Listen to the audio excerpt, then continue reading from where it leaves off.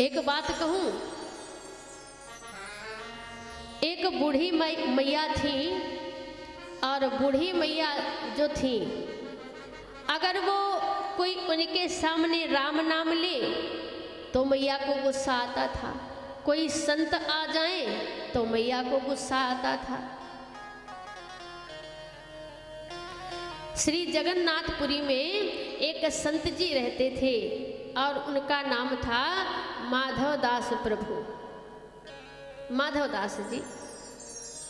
तो माधवदास जी का रोज का काम था कि वह 5 घरों में भिक्षा लेने जाते थे, 5 घरों में।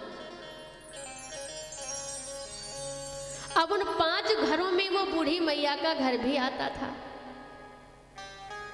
4 घर से तो उन्हें भिक्षा मिल जाए और जैसे ही बूढ़ी मैया के घर जाए और कहें मैया कुछ मिलेगा, तो मैया उन संत जी को, उन श्री माधवदास प्रभु जी को मैया कुछ नहीं देती थी, गालियां देती थी। मैया गालियां देती थी, लेकिन संत जी तो रोज जाए। एक दिन किसी सज्जन ने पूछा, महाराज आप इस बूढ़ी माई के घर में रोज कुछ ना कुछ लेने जाते हैं, ये आपको क्या देती है? सिवाय गाली के कुछ नहीं देती। तो संत माधवदास जी ने कहा कि भैया वह माई तो मुझे वह देती है जो संसार में कोई संत को देता ही नहीं है। संसार में कोई संत को गाली नहीं देता और ये मैया गाली देती है, अरे कुछ ना कुछ तो देती है, लेती तो नहीं है। एक दिन रोज की भांति श्री माधवदास जी गए, मैया कुछ मिलेगा, तो मैया चौका पोत रही थी, चौका पोत रही थी। मैया ने कहा ये बाबा फिर आ गया। अच्छा मैया संतों को गाली क्यों देती थी बताऊं? मैया के घर में कोई पोता नहीं था, मैया के कोई पोता नहीं था, तो मैया की मन स्थिति जो थी वह संतों से खराब थी, भगवान से खराब थी। ईश्वर मुझे पोता नहीं दिया, अरे मेरी कितनी दिन की जिंदगी है।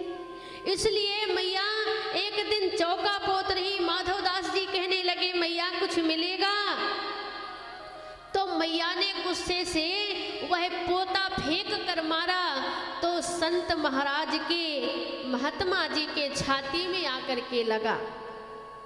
और जब छाती में लगा तो संत माधवदास जी ने कहा कि हे मैया, संत माधवदास भी उत्तर इसी का देगा, और पोता तूने दिया है तो जा पोता तुझे मिलेगा। हम किसी का उधार नहीं रखते, अगर पोता तूने दिया है तो पोता तुझे मिलेगा, इतना कह के चले गए। महात्मा जी ने वह वस्त्र को धोया, धो करके सुखाया, सुखा करके बत्ती बनाई, और बत्ती बनाने के बाद ठाकुर जी के, राघव जी के द्वार पर जला दिया और अर्जी लगा दिया कि हे भगवान उस बूढ़ी माई के घर में पोता हो जाए। वह जो वस्त्र का खंड है वह भी सोचता है मैं भी धन्य हूँ। कहते हैं धन्य है सत्पुरुषों का संग, अब बदल देता जीवन के ढंग। अगर पापाचारी दुराचारी व्यक्ति है ना, और अगर संत के साथ में रहने लग जाए तो एक दिन उसके विचार भी सुंदर बन जाएंगे। और अगर अच्छा व्यक्ति है, धर्म पर चलने वाला व्यक्ति है, और अगर चोर की संगति कर ले तो रहते रहते रहते रहते वो भी चोर बन जाएगा। बनेगा कि नहीं बताओ? लेकिन राम कथा का जो प्रभाव है, कहते हैं 60 सुधरे सत्संगति पाई। वह मैया के घर में भगवान राघव जी की कृपा से एक कुछ समय बाद सुंदर पोते का जन्म हुआ।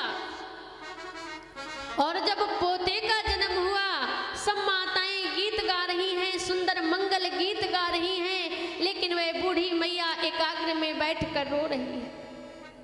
क्यों?